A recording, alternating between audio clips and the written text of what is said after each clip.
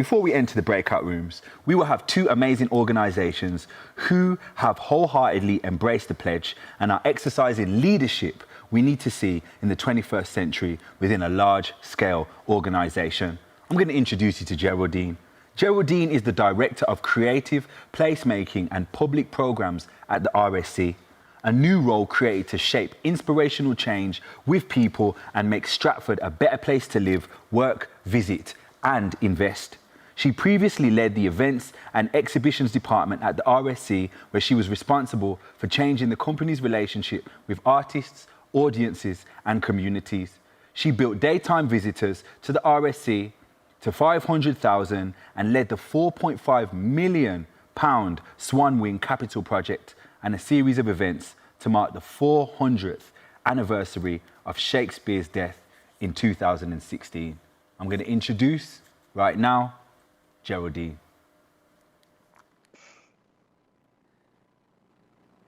Hi, Chris, are you going first? I am, Geraldine. That's all good. Don't worry. We're working together. Thanks, everyone, for understanding our hurriedly reorganised schedules. And thank you, Auden and Effie, for your introduction, and Adaya for that absolutely essential grounding for this section.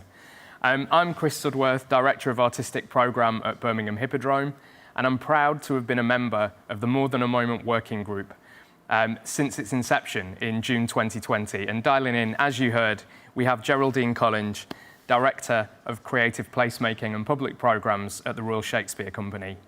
First of all, we'd like to thank you for inviting us to share the progress that we've made, but also the challenges that we've faced and continue to face, as well as our commitment for the future in relation to the More Than a Moment pledge.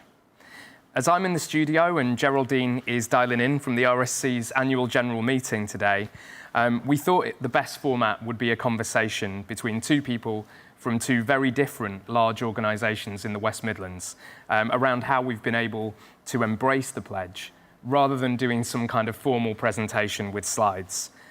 Geraldine, would you like to introduce yourself and say a little about the organisation?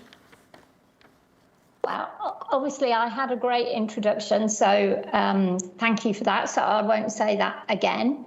I suppose what I want to say a couple of things about the RSC. So I know that we're best known as being a big, well-funded theatre up the road, away from Birmingham, that makes a lot of Shakespeare. That's not all we do. We've got 4 shows on at the moment, and only one of them's a Shakespeare, and that's currently on tour in Canterbury. And we also work with thousands of young people, teachers and adults a year, engaging them in high quality Shakespeare, and millions of people through our digital experiences. As stated earlier, I do quite a lot of work about inclusion and about thinking about how we can be a different kind of organisation and how we can work with people in different ways. It's a really long journey. We've only just started.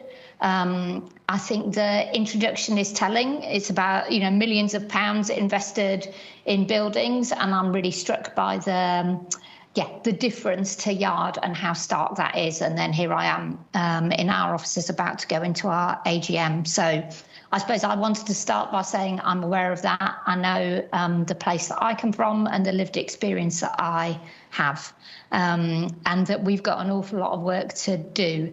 And I know that Chris and the Hippodrome feel the same. Absolutely, Geraldine. And to give a little context about Birmingham Hippodrome, a lot of people, again, know us as a very large theatre in the centre of the city. But we're an independent charity that doesn't receive regular Arts Council or City Council funding, but generates most of its income from ticket sales within our 1,800-seat auditorium and 200-seat studio. And we align that with fundraising and donations for specific projects to deliver our large programme of learning and talent development activities, free festivals on the city's streets and shopping centres, and growing produced work increasingly at large and small scale, touring nationally and internationally, and engaging with over 1 million people each year. In December 2019, our board made a commitment to place inclusion at the heart of everything we do, including our decision-making. And as Geraldine said, while there's still quite a way to go to make that a full reality, the commitment of our board and leadership has only been strengthened as a result of the last 18 months.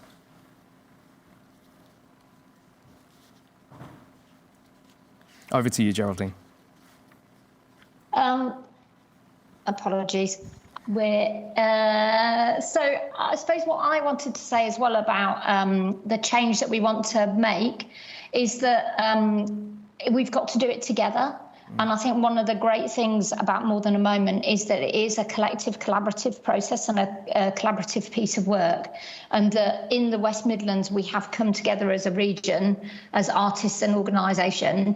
And it's real testament to the culture, the structures that Elizabeth and the team established and put in place. And you know, the very existence of the pledge that enables us to have conversations and to challenge each other and to hold each other to account is really important. Chris and I are obviously from larger organisations, but I know the pledge has also been useful in smaller organisations. So, you know, the practical framework and the opportunity to hold larger organisations to account. So, you know, I hope that people can do that and come back to me. I know there isn't time today, but I really hope that we can have a larger dialogue and that we can keep this going. Back to you, Chris. Yeah, absolutely. So we were posed the questions and posed some further ones to ourselves about what this all means in practice. It's all very well to have the words, but what does it mean in terms of action? How have we been able to embrace the pledge in our organisations, and how have we taken up the challenge and opportunity to do things differently? As we all know, the last 18 months have been incredibly challenging for our sector and for our society, with multiple and overlapping crises and a landscape that feels like it shifts almost daily. And as large building-based organisations, we were faced with many difficult decisions. At both organisations, we lost a lot of good people from our teams who we never really would have wanted to lose. But out of adversity, an opportunity came to rebalance our workforce and culture, to accelerate changes that might have taken 5 years and to make significant progress with those within 18 months. We chose to prioritise change within that rebuild and recovery, aiming to build a culture that encourages learning, growth and development, that responds to calls from artists like Maya and the spaces they hold and the conversations they bring, a workforce that better represents our city, and an environment that improves the experiences and equity for the Black creative workforce, both employees and freelancers. And many of these commitments are shared across both organisations. But that being said, we really need to acknowledge that change takes time and change is messy. And some things have followed structured procedures in a way that you might expect, and other things have been driven through quite instinctively because they're necessary, urgent, and we can make them happen quickly.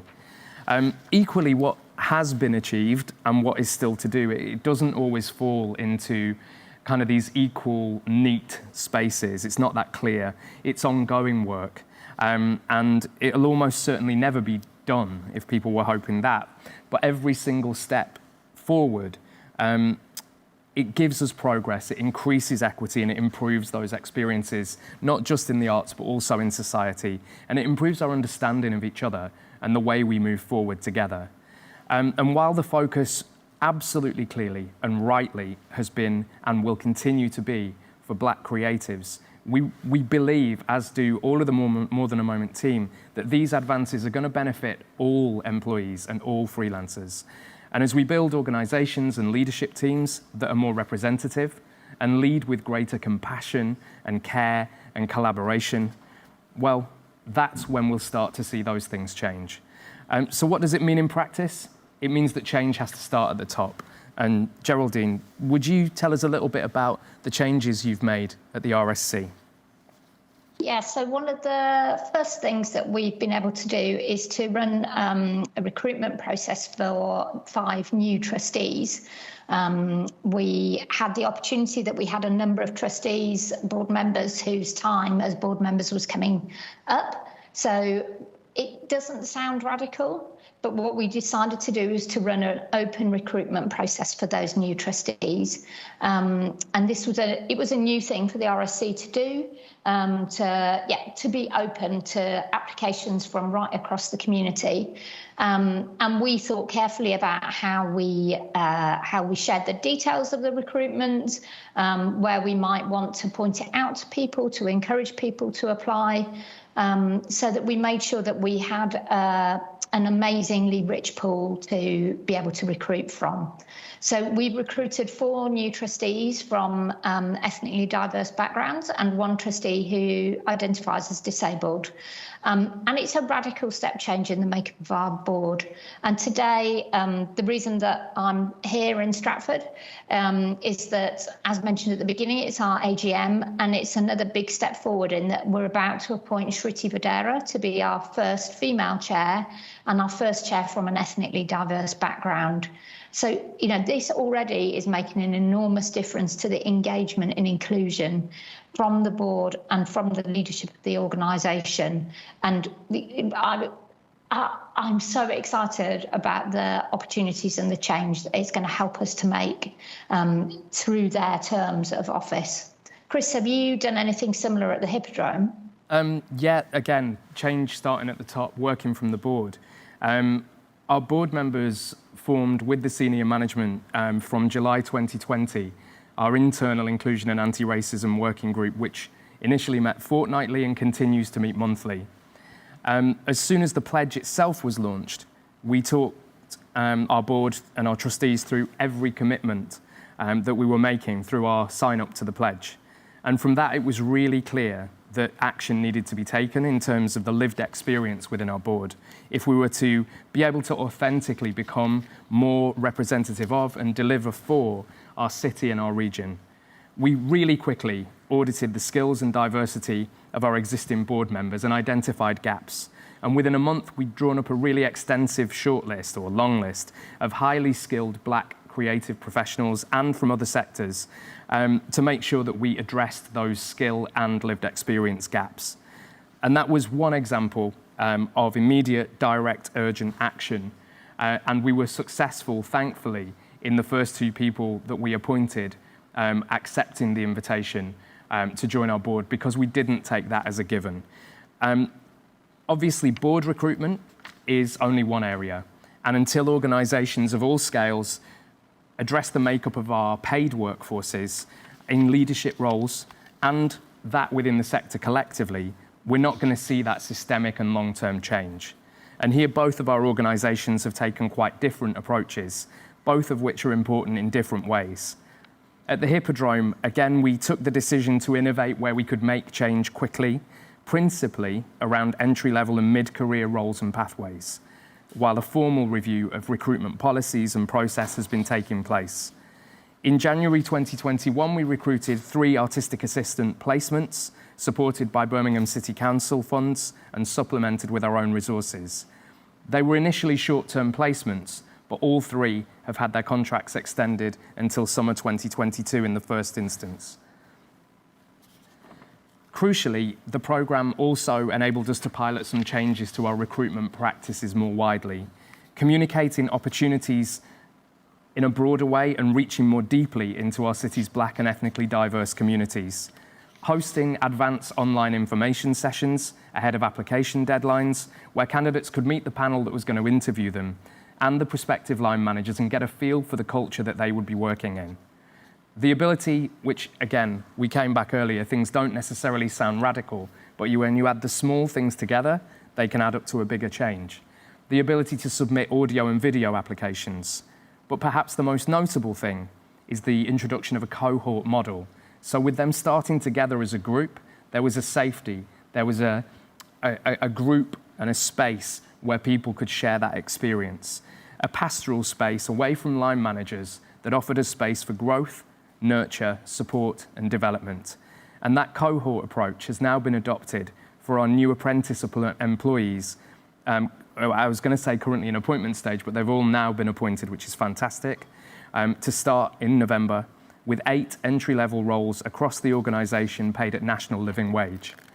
And the other major change, which I know quite a few people have been grappling with, was adopting for all recruitment a commitment to the Rooney Rule for all roles at all levels, and by which we commit to interview every black or ethnically diverse applicant as long as they meet the minimum criteria for the role. The evidence of how that's making change can be seen that during our recent recruitment processes as part of our rebuild, 32% of interviewed candidates identified as black or ethnically diverse, and 30% of offers were made to global majority candidates. These changes have been a key factor in an increase within our workforce and its diversity from 10% of black and ethnically diverse employees before April 2020, up to 15% now. And our board has recently approved an internal budget dedicated to further change initiatives. Geraldine, I'm aware we don't have ages, but you've particularly at the RSC advertised 2 particularly brilliant senior leadership roles recently. Could you tell us about them?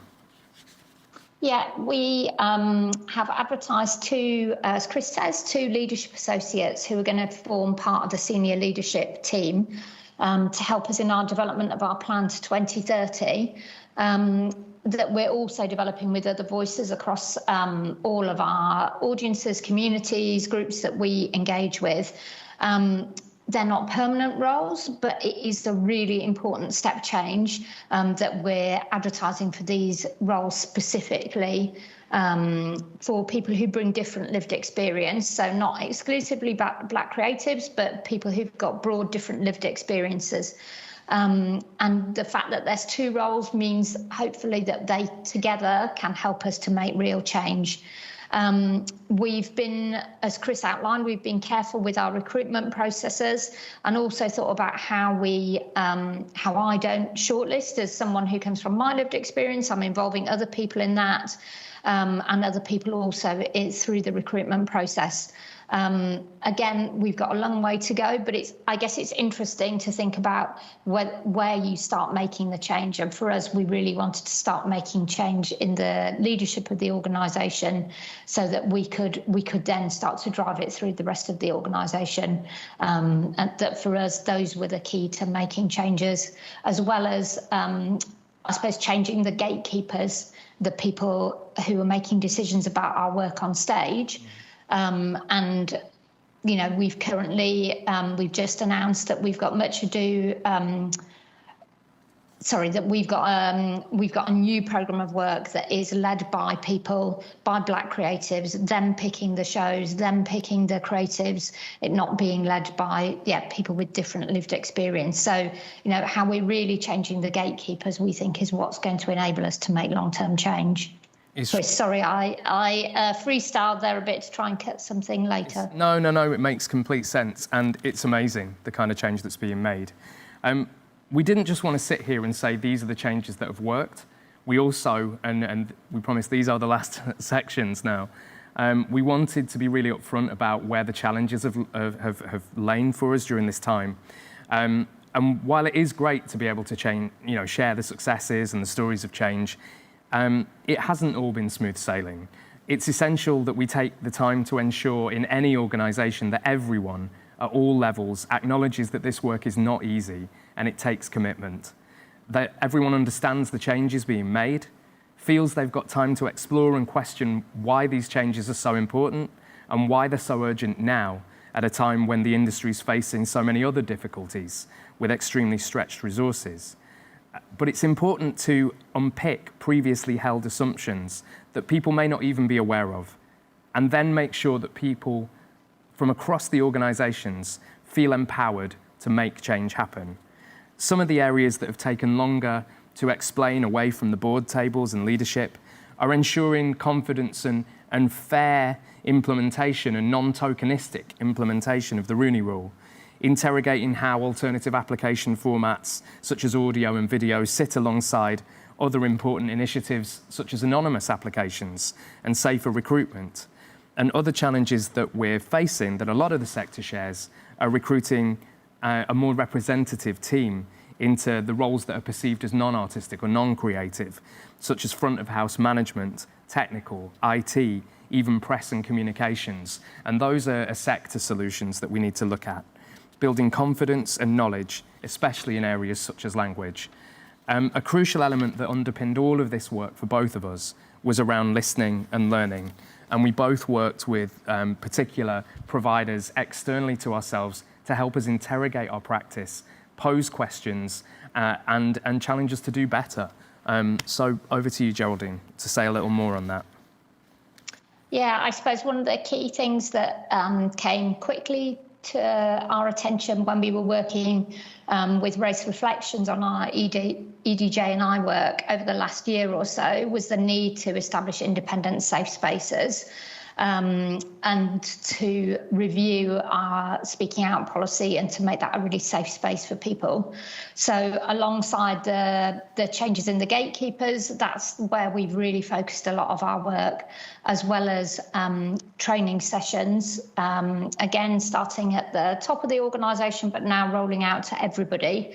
So that everybody has had training, that everybody feels equipped, and that we can throughout the organisation start to make change, and also, as Chris alluded to earlier, support people who come into our organisation so that they don't feel isolated and that they are able to speak up when and if they do meet challenging experiences. So that's been a really important basis to our work and how we've taken forward change in the organisation. Chris, I don't know if you want to talk, aware of time, do you want to talk about the programming work that you've done, or? I think I'm okay. People can find out much more about that afterwards. We're really happy to talk openly about that. We wanted to share this space rather than it be about one organisation, to show that it's collaborative work and that that's at the heart of it. Similar processes that Geraldine's talked about are things that we've worked through at the Hippodrome, working with Rebecca Hemming from Strawberry Words, on that same journey of listening, and then actually crucially, really recently, publishing the full report back to all of our staff around the findings of that and where we intend to go next, and being honest about the challenges we face. The last thing I'd probably like to say really is just acknowledging the process of reporting our progress through the More Than a Moment survey. It brought a sense of pride, actually, for both the Hippodrome and the RSC, of what's been achieved so far when you add those small and those larger actions together. And there was a bit of a surprise. We were pleased, but we're not complacent. It also helped us to focus on the extensive work, and it is still huge, that we need to do to make our spaces and the experiences we provide in our spaces more equitable for Black communities and the Black creative workforce. And it really challenged us not to think just about the data, but also crucially and most importantly, the culture and the environment that we're setting up. Geraldine, are there any last words from you? No, I suppose I'd just say I'd love to talk more to people. I'd love to hear what you're doing, what the challenges are for you, and the key actions. And if you've got feedback or thoughts, I'd really love to hear from you. I'm on Twitter at Geraldine Cole, or you can email me at the RSC, and it's just firstname.secondname@rsc.org.uk. Happy to chat at any time. Thank you, everybody. Brilliant. Thank you, and thanks to giving us the space to share some learning, pose some questions, and in the rest of this day, to learn a heck of a lot more. Thank you for having us. Indeed. Thank you.